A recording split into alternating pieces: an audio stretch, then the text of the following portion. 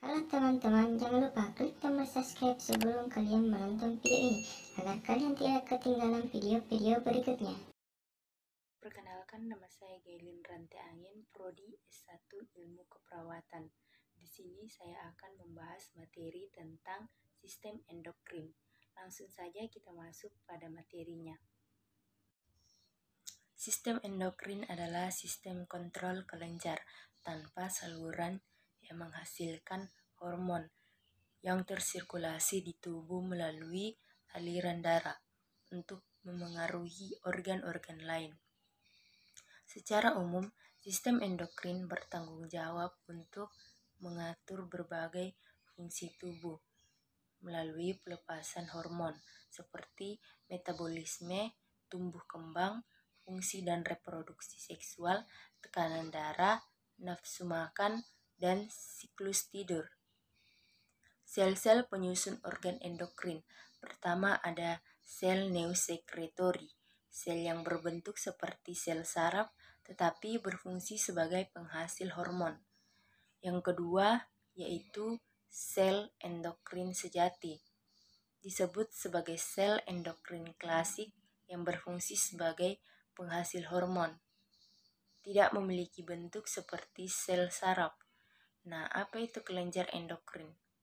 Kelenjar endokrin merupakan kelenjar penghasil hormon yang tidak memiliki saluran khusus, sehingga hormon akan ditransportasikan menuju organ target melalui pembuluh darah.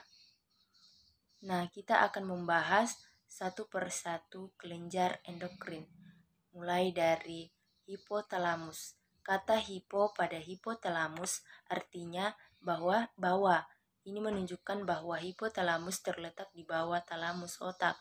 Hipotalamus memiliki banyak fungsi yang dimana terkait dengan pengendalian atau regulasi tubuh, seperti pengendalian suhu tubuh, nafsu makan, dan rasa haus. Selain itu, berfungsi juga sebagai penghubung antara sistem saraf dan sistem endokrin. Ini terjadi karena hipotalamus menghasilkan berbagai macam neurohormon yang akan mengendalikan kerja dari hipofisis. Hipotalamus dijuluki sebagai Master of Master. Hipotalamus memiliki banyak nukleus, tapi hanya 2 yang telah teridentifikasi, yaitu nukleus paraventricularis dan nukleus supraopticus. Untuk nukleus paraventricularis yang menghasilkan oksitosin, sedangkan nukleus supraopticus menghasilkan hormon ADH. Yang kedua, hipofisis merupakan kelenjar endokrin yang terletak di dasar hipotalamus dan bertugas untuk mengontrol atau mengendalikan kerja dari kelenjar lainnya. Nah, karena itu hipofisis dijuluki sebagai Master of Gland. Kelenjar hipofisis ini dikendalikan oleh hipotalamus. Hipofisis terbagi menjadi 2 lobus, yaitu yang pertama hipofisis anterior dan hipofisis posterior. Keduanya tersusun atas sel yang berbeda. Untuk anterior tersusun atas sel-sel endokrin yang kerjanya dikontrol oleh neurohormon yang dihasilkan oleh hipotalamus. Sedangkan hipofisis posterior ini tersusun atas pemanjangan akson hipotalamus dan mensekresikan hormon dari hipotalamus. Selain hipofisis dan hipotalamus, di otak juga ada kelenjar pineal. Nah, kelenjar pineal ini terletak di hipotalamus atau bagian pusat otak kelenjar. Ini sensitif terhadap cahaya, sehingga sering dijuluki mata ketiga. Nah, kelenjar ini berfungsi untuk mensekresikan hormon yang bernama melatonin yang dinamakan terkait dengan jam biologis dan pengaturan irama sirkadian. Selanjutnya ada juga kelenjar tiroid dan kelenjar paratiroid. Kelenjar tiroid terletak di bagian leher, tepatnya di bawah kartilago atau bagian jakun pada laki-laki.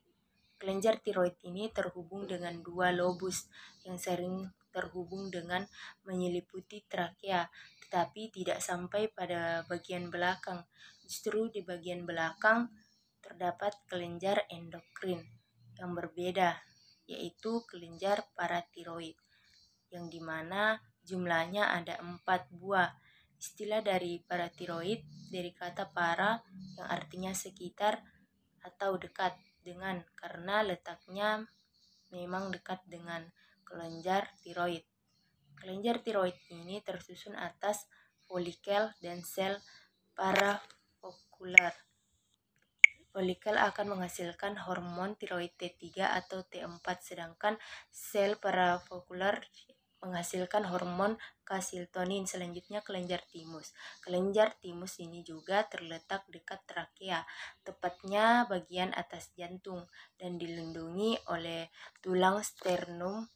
Nah, kelenjar timus ini selain berperan sebagai kelenjar endokrin yang menghasilkan hormon, kelenjar ini juga berperan penting dalam sistem imun atau sistem kekebalan tubuh, yaitu sebagai penghasil hormon timosin.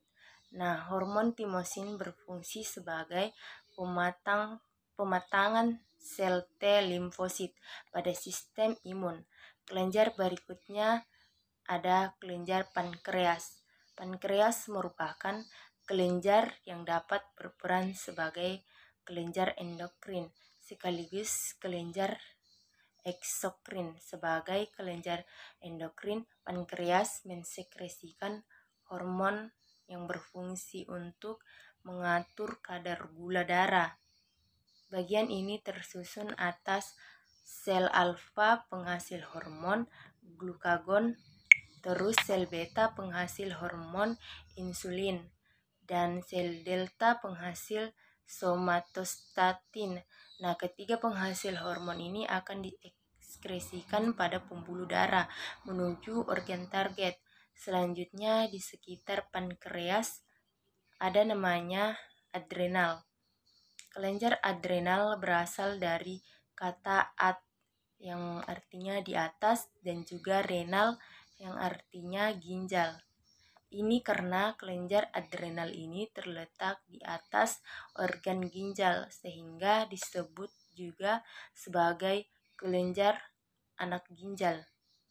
Nah, kelenjar anak ginjal ini memiliki dua bagian yang berbeda, yaitu bagian korteks dan medula, yang dimana keduanya menghasilkan jenis hormon yang berbeda.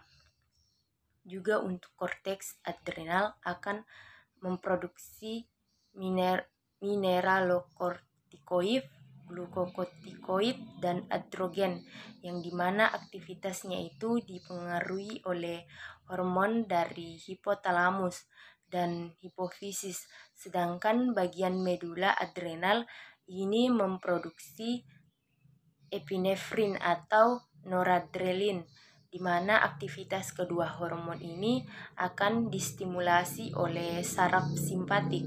Yang terakhir, kelenjar reproduksi. Testis dan ovarium ini merupakan sistem reproduksi sekaligus juga bisa masuk dalam kelompok sistem endokrin karena keduanya dapat menghasilkan hormon, yaitu hormon reproduksi. Testis pada pria berjumlah sepasang dan terletak di luar tubuh, namun terbungkus solatum, sementara itu ovarium pada wanita terletak pada bagian pinggang, jumlahnya sepasang dan ada di kanan kiri rahim. Adapun gangguan pada sistem endokrin, pertama diabetes mellitus, yang kedua penyakit Addison, yang ketiga penyakit Cushing, yang keempat akromegali, yang kelima hipertiroid, yang keenam hipotiroid, yang ketujuh hipopituitari, yang kedelapan sindrom ovarium polikistis, yang 9 pubertas dini, 10 prolaktinoma.